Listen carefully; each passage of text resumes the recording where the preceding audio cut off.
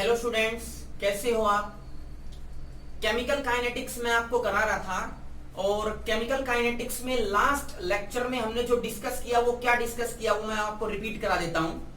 Basically उसमें मैंने आपको केमिकल काइनेटिक्स की डेफिनेशन बताई थी और उसके बाद मैंने आपको रेट क्या होता है एक पर्टिकुलर रिएक्शन का वो बताया था। दो प्रकार के रेट बताए थे, average rate of reaction and instantaneous rate of reaction. Graph से मैंने इसको एक्सप्लेन किया था। फिर मैंने आपको कुछ एग्जांपल बताए थे कि कुछ रिएक्शन फास्ट होती हैं, कुछ रिएक्शन स्लो होती हैं।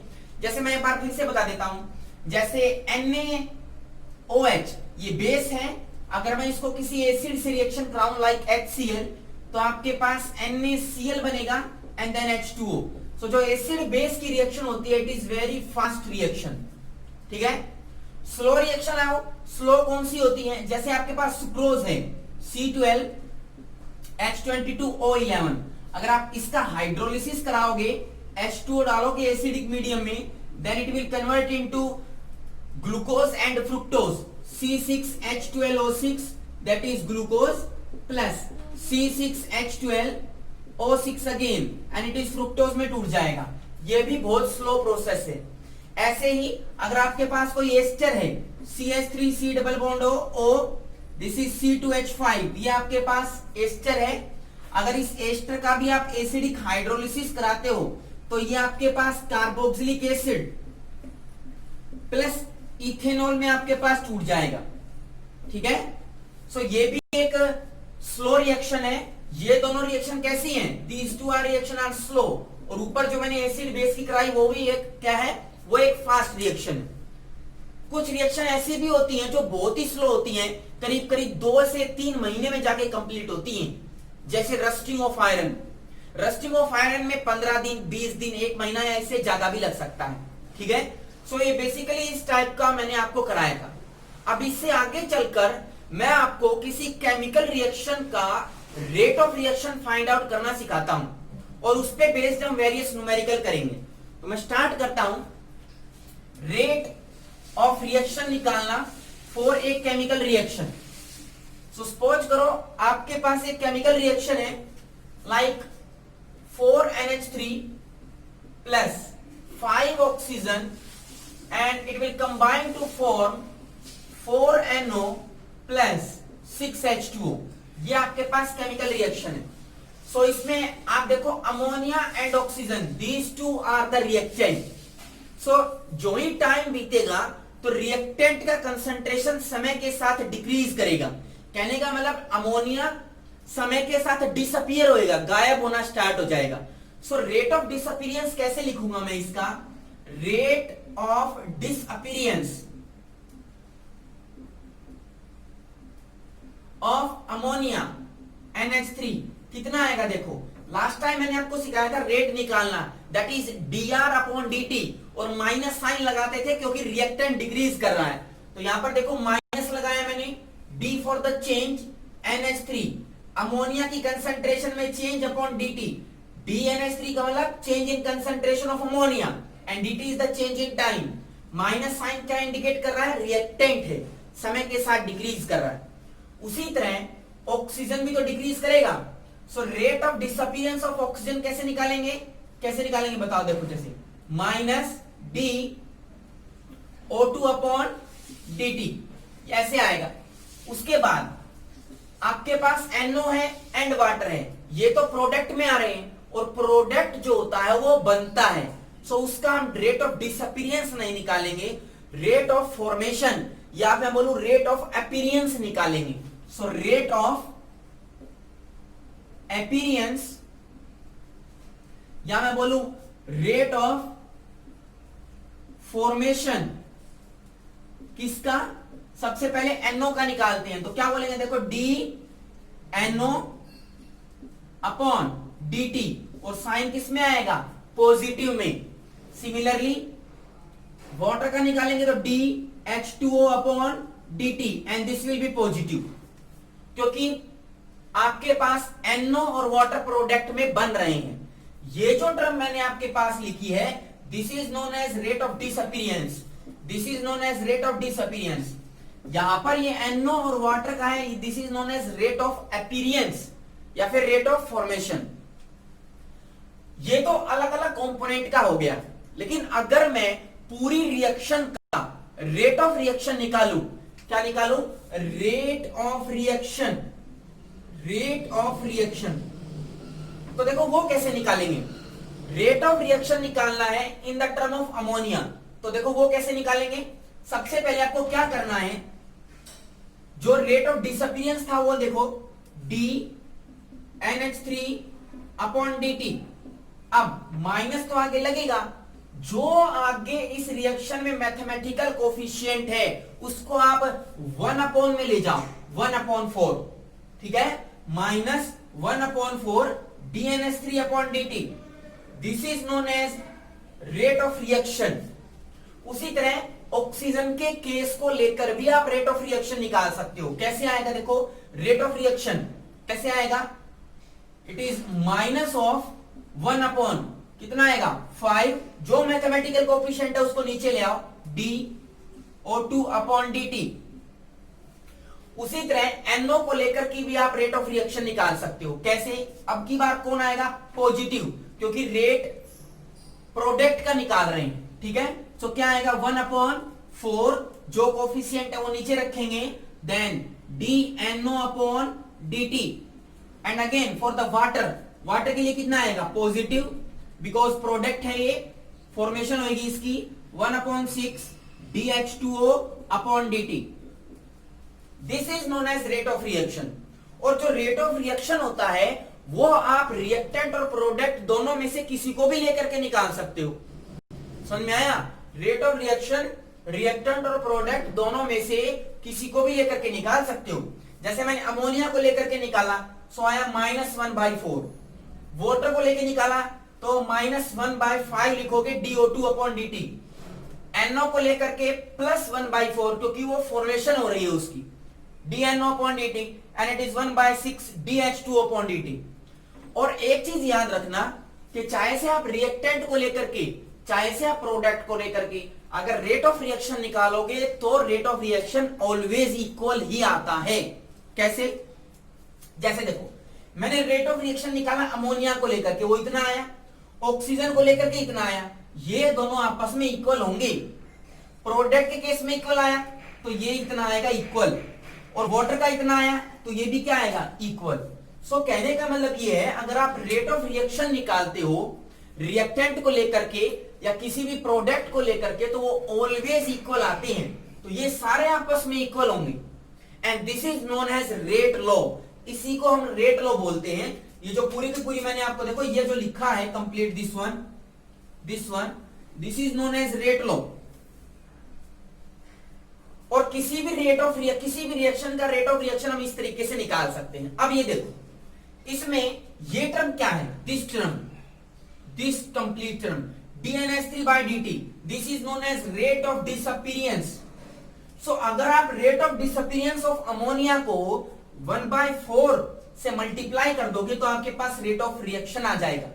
उसी तरह ये देखो क्या है, ये this is known as rate of disappearance of oxygen. अगर इसको आप 1/5 से मल्टीप्लाई कर दोगे सो रेट ऑफ रिएक्शन आ जाएगा। This is known as rate of appearance, या मैं बोलूं rate of formation of NO। इसको आप 1/4 से मल्टीप्लाई करो तो आपको रेट ऑफ रिएक्शन आ जाएगा। और ये क्या है? This is known as rate of formation of water.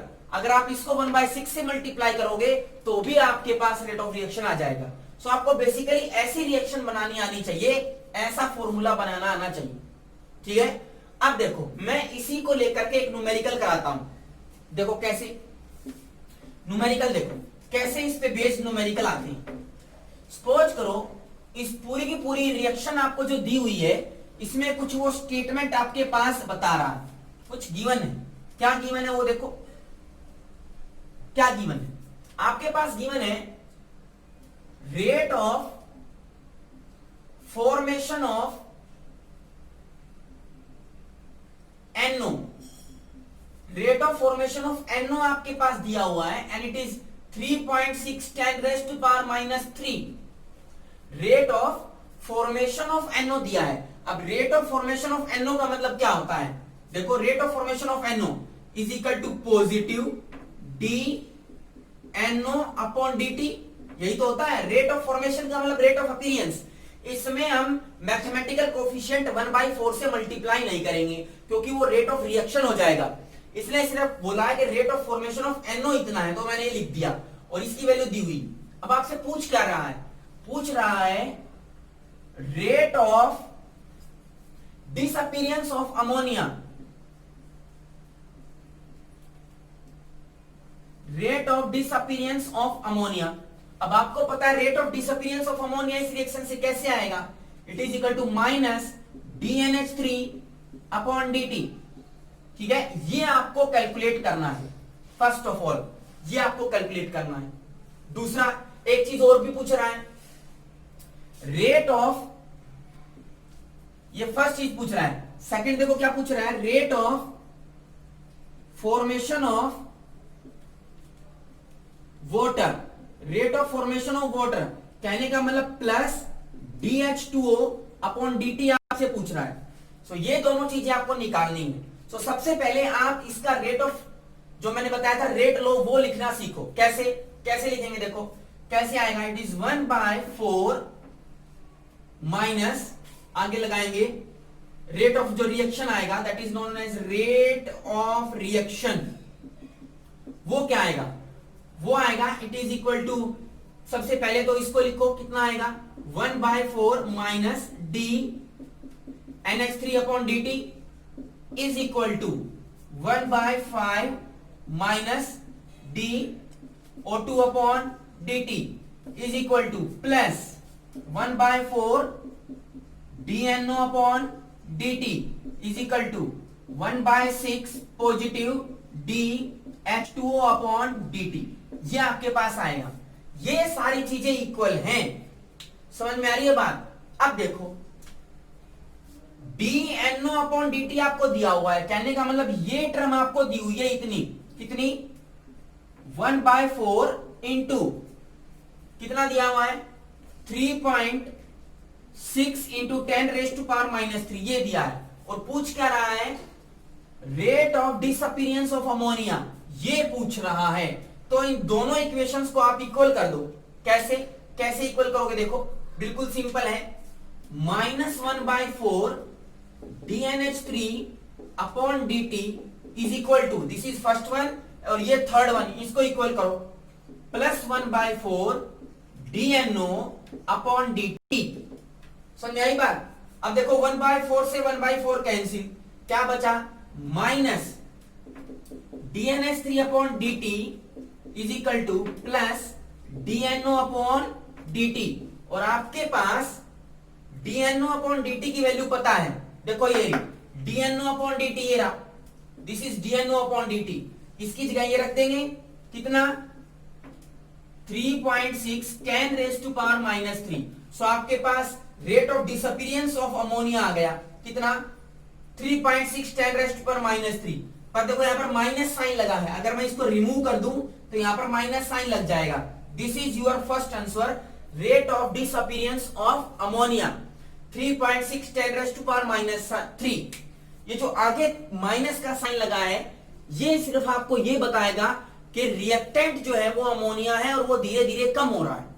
इसका साइन से रेट ऑफ रिएक्शन से कोई लेना देना नहीं, ठीक है। अब दूसरा निकालते हैं, rate of formation of water, ये निकालते हैं, बाकी सारी चीजों को हटाओ, rate of formation of water निकालते हैं। देखो rate of formation of water कहने का मतलब आपको क्या निकालना है, दिस वैल्यू आपको कैलकुलेट करनी है। अब की बार क्या दिया हुआ आपको, rate of formation of NO ये दिया है, ये कैलकुलेट करना है। तो इन दोनों को इक्वल कर दो, दोनों को इक्वल कर दो तो बाकी सारी चीजों को रिमूव कर दो यहां से, ये मैंने यहां से रिमूव कर दिया, देखो ऐसे, ठीक है। अब जो बचा हुआ है उसको सोल्व आउट करो, कैसे, इट इज क्या आएगा, देखो 1/4 DNO upon dt is equal to 1/6 DH2O upon dt। आपको ये कैलकुलेट करना है rate of formation of water. तो इस 6 को इधर ले आओ, 6 को इधर लाओगे, यहां से 6 कैंसिल, तो 6 कहां आएगा इंटू 6, सो आंसर क्या आएगा 3/2। और ये वैल्यू आपको पता है DNO अपॉन dt, वो यहां से कैलकुलेट करो। So it is 3/2 into 3.6 10 raise to power minus 3। So ये कैंसिल हो गया 1.8। So it is 5.4 10 raise to power minus 3 और वैल्यू कैसी आएगी? पॉजिटिव। ये rate of formation of water आया है।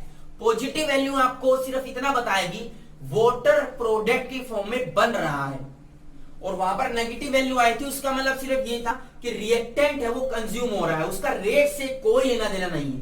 जब आप आंसर निकालोगे तो चाहे से आपको अमोनिया की पूछे माइनस आए, चाहे से वाटर का पॉजिटिव आए, आपको आंसर पॉजिटिव में ही बताना है। नेगेटिव साइन ये आपको सिर्फ इतना बताएगा कि रेट ऑफ डिसअपीयरेंस हो रहा है, और पॉजिटिव ये बताएगा कि रेट ऑफ अपीयरेंस हो रहा है। एक क्वेश्चन और कराता हूं मैं इसी पे बेस्ड न्यूमेरिकल, तब आपको क्लियर हो जाएगा। नेक्स्ट न्यूमेरिकल देखो, एक न्यूमेरिकल और डिस्कस करते हैं। नेक्स्ट एक आपको रिएक्शन दी हुई है, और रिएक्शन क्या है? 2N2O5, और ये ब्रेक होकर के आपके पास 4NO2 प्लस ऑक्सीजन बना रही है। ये आपके पास दिया हुआ है केमिकल रिएक्शन, और क्या कह रहा है? The concentration of NO2 increases। concentration of NO2 बढ़ रहा है क्योंकि प्रोडक्ट है, दिया हुआ है ये। concentration of NO2 increases by 2 into 10 raised to power minus 2 mole per liter in 5 second. 5 second में आपके पास NO2 की कंसंट्रेशन इतनी बढ़ गई। सो कह रहा कि find out rate of appearance of NO2 and rate of reaction. ये दो चीजें आपको कैलकुलेट करनी है। तो देखो कैसे इसको कैलकुलेट करोगे वो देखो। सबसे पहले आपको पता है कि rate of appearance of NO2 कैसे लिखोगे? dNO2 upon dt। कहने का मतलब change in concentration of NO2। Change कितना आया? इंक्रीज हुआ है। कितने का? 2 into 10 raise to power minus 2 time dt। कितने समय में? 5 सेकेंड में। So this is comes out to be 0.4 into 10 raise to power minus 2, और या फिर अगर पॉइंट हटाऊं तो ये हो जाएगा 10 रेज टू पावर माइनस 3। ये आपके पास आया है मोल पर लीटर पर सेकंड। ठीक है, ये जो आपके पास आया it is known as rate of appearance of NO2। पर आपको इसके साथ साथ रेट ऑफ रिएक्शन भी निकालना है। रेट ऑफ रिएक्शन कैसे निकालते हो? Rate of reaction is equal to कैसे आएगा? dNO2 upon dt with positive sign तो है ही, साथ में मैथमेटिकल कोफिशिएंट 1/4 ये आएगा। और ये आपने अभी अभी निकाला है, कितना आया है ये दिया हुआ है, तो इसको सोल्व कर लो। सिंपल कितना आएगा देखो, 1/4 into 4 into 10 raise to power minus 3, 4 से 4 कैंसिल, आंसर आया 10 raise to power minus 3 mole per litre पर सेकंड। ये आपके पास आंसर आ जाएगा। ठीक है, सो रेट ऑफ अपीयरेंस निकालना है तो सिंपल dNO2 अपॉन dt करोगे, पर रेट निकालना है रेट ऑफ रिएक्शन तो मैथमेटिकल कोफिशिएंट से मल्टीप्लाई करोगे नीचे ले जाकर के 1/4। ठीक है, इसी तरह से एक क्वेश्चन और कराता हूं मैं आपको, बहुत ही इंटरेस्टिंग क्वेश्चन है, इसी से रिलेटेड। देखो इसी से रिलेटेड क्वेश्चन है, रिएक्शन आपको यही दी हुई है, सेम रिएक्शन है, पर इस रिएक्शन में कुछ ट्विस्ट कर दिया उसने। क्या दिया है वो देखो। सबसे पहले कुछ वैल्यूज आपको दी हुई हैं। कैसे? कह रहा है कि dN2O5 upon dt minus rate of disappearance of N2O5 वो दिया हुआ है, इट इज K1N2O5। ये आपके पास एक चीज दी हुई है। दूसरी चीज क्या दी हुई है? दूसरी चीज दी हुई है rate of appearance positive dNO2 upon dt, और वो आपके पास दिया हुआ है K2N2O5। ये इतना दिया है। एक चीज और भी दी हुई है। एक चीज क्या दी है वो देखो, तीसरी रेट ऑफ फॉर्मेशन या rate of appearance of oxygen plus DO2 upon dt ये भी दिया है, और ये कितना दिया हुआ है K3N2O5 और कह रहा है कि find out the relation between K1 K2 and K3। K1 K2 K3 में रिलेशन निकालना है और ये सारी चीजें आपको दी हुई है, कुछ नहीं करना, रेट लो लगाओ, सिंपल इसका रेट इक्वेशन लिखो। कैसे देखो, मैं लिख रहा हूं इधर -1/2 रेट ऑफ रिएक्शन क्या आएगा, रेट ऑफ रिएक्शन किसके इक्वल आएगा, -1/2 dN2O5 upon dt is equal to क्या आएगा देखो, +1/4 dNO2 upon dt is equal to +1/1 dO2 upon dt। Simple. अब 1/1 को तो कैंसिल कर सकते हो। अब जो ये वैल्यूज यहां पर दिखी हुई है, rate of disappearance of N2O5, वो यहां से उठा करके यहां रख दो। देखो क्या आएगी, -1/2 इंटू K1, ये वाली वैल्यू K1 N2O5 देन 1/4 आगे इसको सोल्व करो, ये क्या आई है K2 then N2O5 then again oxygen की टर्म में क्या आएगा, 1 आएगा plus and it is K3 N2O5, ये आपके पास आएगा। ठीक है, अब सारी की सारी रिएक्शन में N2O5 को N2O5 से कैंसिल कर दिया, समझ में आ रहा है कि नहीं। बाकी जो बची हुई चीज है उसको सोल्व आउट कर लो। कैसे कैसे करोगे, देखो यहां पर क्या आया 1/2 K1 1/4 K2 and it is equal to K3। Cross multiply करो और सोल्व करो। माइनस लगाया है, माइनस लगाने की जरूरत नहीं है क्योंकि आपके पास रेट ऑफ रिएक्शन जब निकालते हैं तो उसका माइनस और प्लस से कोई लेना देना नहीं होता, क्योंकि मैंने बताया रेट कभी भी नेगेटिव नहीं होगा। ठीक है, सो माइनस साइन आप रिमूव कर सकते हो। सो देखो इसको कैसे सोल्व करोगे, 4 से मल्टीप्लाई कर दो। 4 से करोगे तो ये कितना आएगा, it comes out to be 4K1 upon 2 4/4 K2 and it is equal to 4K3। So इसको सोल्व कर दिया, this comes out to be 2K1 is equal to K2 and it is equal to 4K3। ये आपके पास answer आएगा final. So relation क्या है K1 K2 K3 में, 2K1 is equal to K2 and is equal to 4K3। ये बहुत ही इंपॉर्टेंट क्वेश्चन है, कई बार आईआईटी और मेडिकल एग्जाम में इसको पूछा गया है इस टाइप के क्वेश्चन को। सो बेसिकली इस तरह के आपके पास न्यूमेरिकल आते हैं और ये आपको सोल्व करने आने चाहिए। ठीक है, नेक्स्ट क्लास टॉपिक कराऊंगा। आप basically rate of disappearance, rate of appearance या मैं बोलूं रेट ऑफ फॉर्मेशन के बारे में पता होना चाहिए। जब रेट ऑफ रिएक्शन पूछे तो फिर ये आप रेट का फॉर्मूला लगाओगे 1 अपॉन में मैथमेटिकल कोफिशिएंट को लेकर के, और बाकी सब चीजों को बैलेंस करोगे बाय यूजिंग दिस फॉर्मूला और आपके पास आंसर आएगा। जितने भी न्यूमेरिकल अलग अलग बुक्स में दिए हुए हैं आप उनको सोल्व करो, प्रैक्टिस करो, ट्राई करो। अगर आपको नहीं आता तो आप कमेंट सेक्शन में आपको लिख के बता सकते हो कि मेरे को इसमें डाउट है, मैं उस क्वेश्चन को जरूर सोल्व करने की कोशिश करूंगा। नेक्स्ट क्लास में हम केमिकल काइनेटिक्स का इससे आगे का टॉपिक करेंगे। तब तक के लिए थैंक यू।